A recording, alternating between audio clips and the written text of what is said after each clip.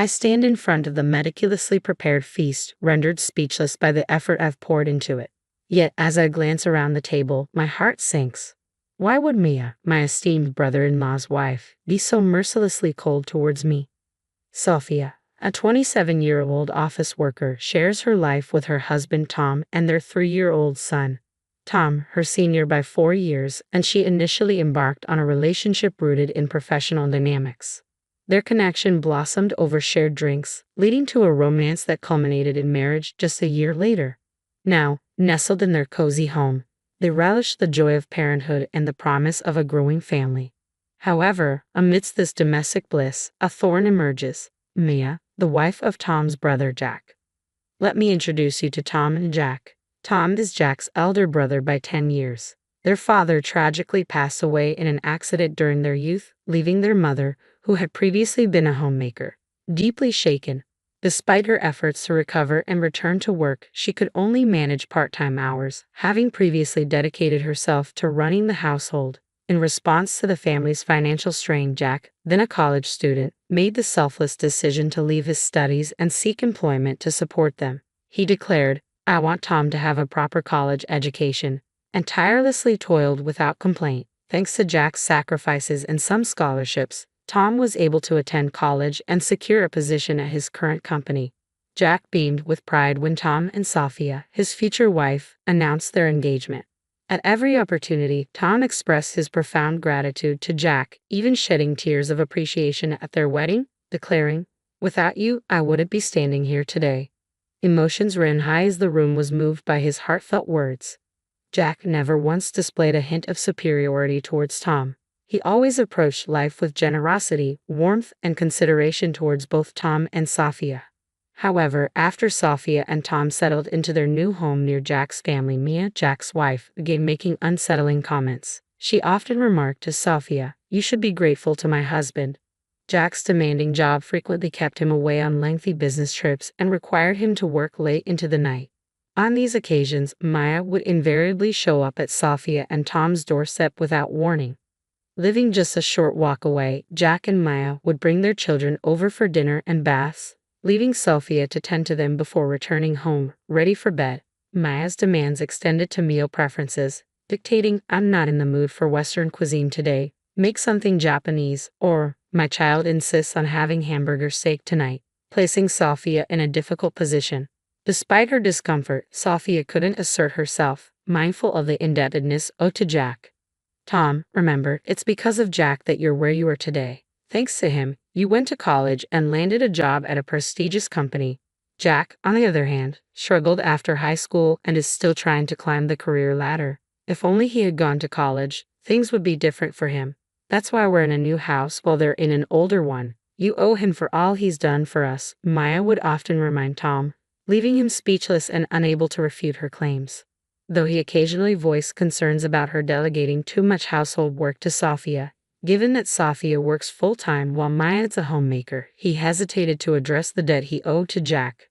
"Sorry, but it's because of my brother that I'm here today. Could you please try to work things out with Mia?" Tom pleaded with me. Reluctantly, I agreed to his request. However, our conciliatory approach only seemed to embolden Mia, leading to a surge in her demands. Her vexing behavior fell into two main categories. Firstly, she would frequently drop by our house to dine or bathe her children, and secondly, she often exploited my hospitality to enhance her image in front of our relatives. On the occasion of our relatives visiting, I'd like to prepare dinner for them and host them, she declared. Initially, I assumed I would also get the chance to socialize with my own family. Yet after I finished cooking, she promptly ushered me out, insisting, "Our relatives will be arriving soon, so it's best if you leave." Later, I overheard Mia and our relatives praising her culinary skills, crediting her with all the cooking. This scenario repeated itself each time Mia invited relatives over. I would cook, be sent home, foot the bill for ingredients, and Mia would take all the credit without even lifting a finger to help. Moreover, I was always tasked with arranging mid-year gifts and thank you presents for Jack's bosses and relatives who had supported him. These gifts were invariably sent under Mia's name, with her dictating instructions to me on what to do. At every family gathering, Jack's superiors and relatives would commend Mia for being such a devoted and accomplished wife, often telling me, You should learn from her, Sophia. I lost count of how many times I heard that refrain. I swallowed my frustration and calmly said, Tom and I are the ones preparing these gifts. We're willing to do it, but you need to cover the costs. We have our own obligations to send mid-year and year-end gifts, and it's becoming too expensive for us. Maya dismissed my concerns. That's nothing compared to what Jack sacrificed.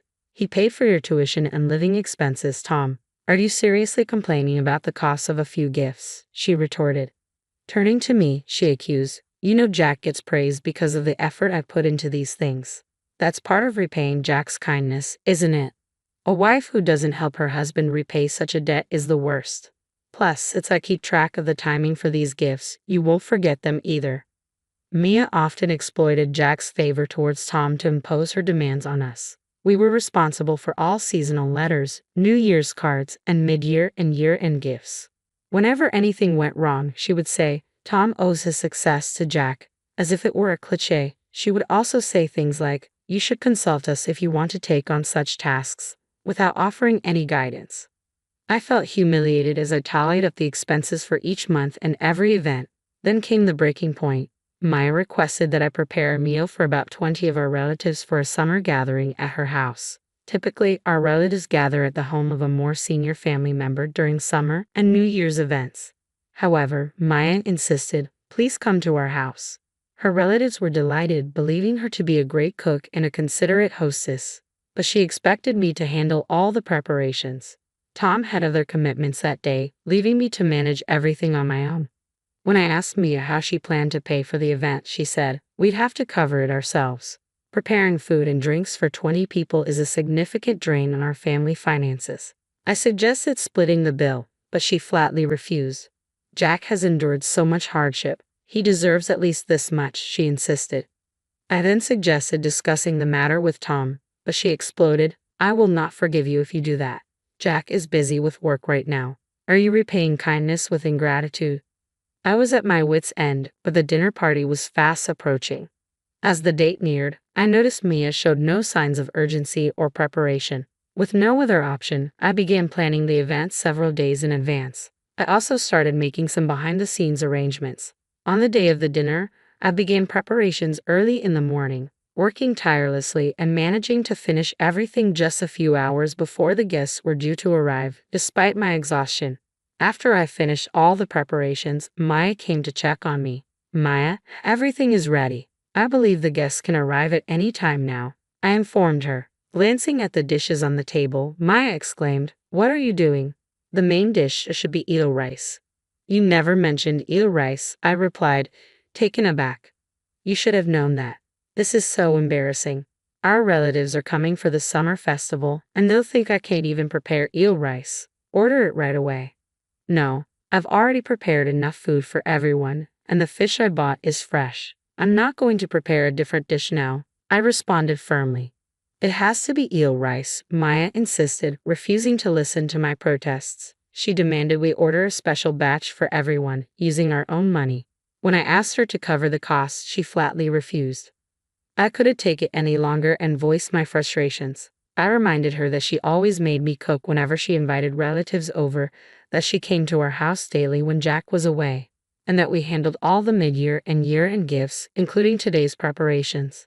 Maya countered with the usual talk about Jack's sacrifices. Fed up, I decided to reveal what I knew. Maya, you even had an affair with someone you met on a dating app, didn't you? You're a housewife, yet you leave so many responsibilities to me. I got curious and looked into it. Oh, so you know about that, she responded with a laugh, but I'm afraid you don't have any proof. Besides, I'm handling that situation just fine. By cooperating with me, you're essentially returning the favor. It's all part of the deal. Maya remained unfazed despite the revelation about her affair. Instead, she reiterated what Jack had done for Tom, saying, you will be repaying our family for the rest of your lives.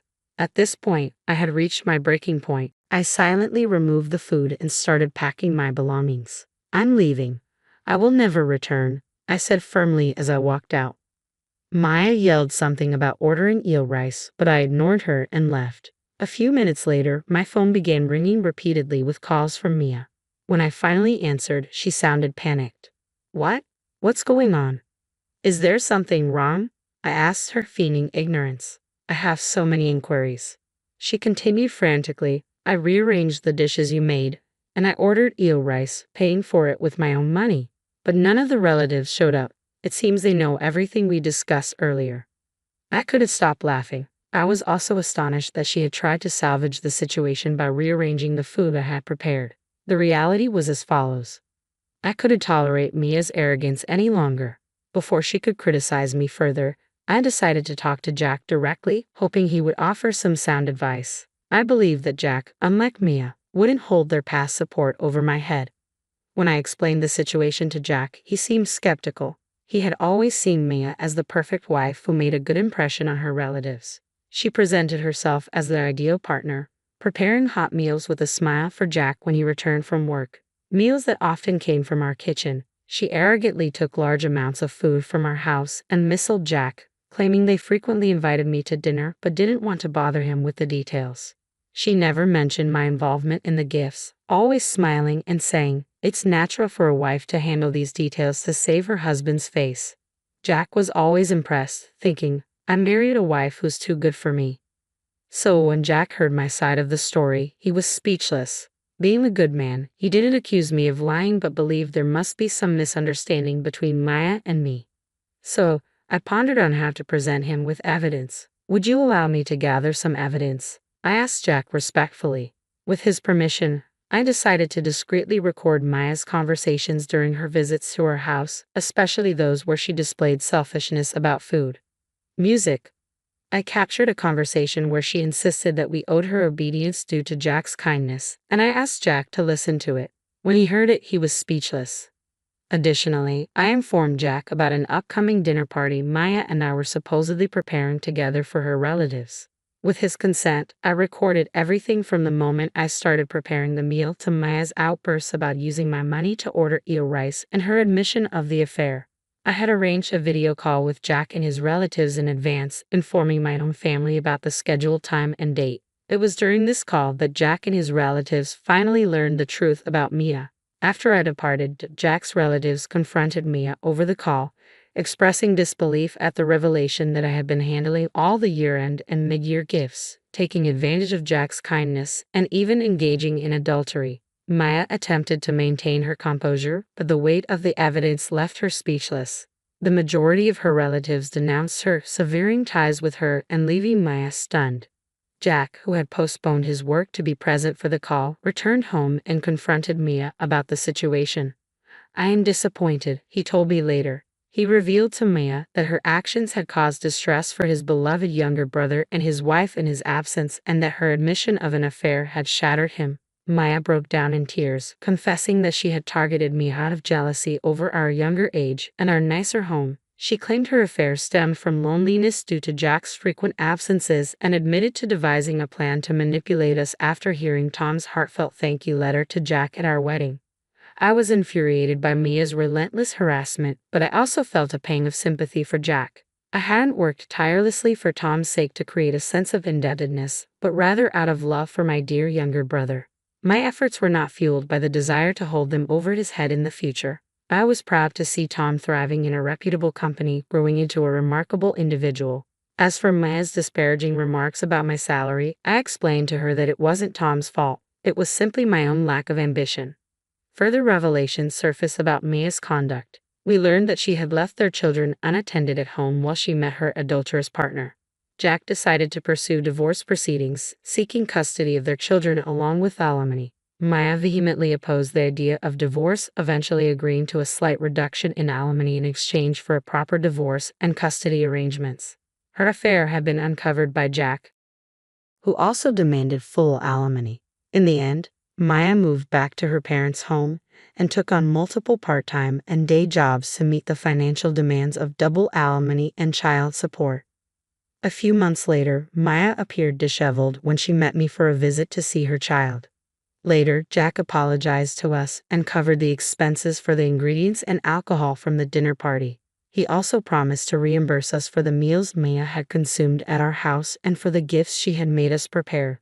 But after discussing it, Tom and I declined the offer.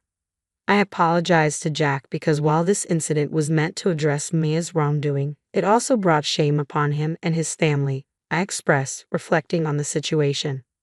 I doubt Mia would have felt any remorse if we hadn't taken action, Jack chuckled. If anything, I am at fault for not noticing Mia's behavior until now, he added with a hint of sadness. Jack is currently juggling work responsibilities while caring for their child. We maintain regular contact with him, and on days when he's overwhelmed, we offer to look after his child at our home or invite him over for dinner. We've learned a valuable lesson about how some people can make you feel indebted even when they haven't done you any favors. Tom and I laughed together, reflecting on the experience.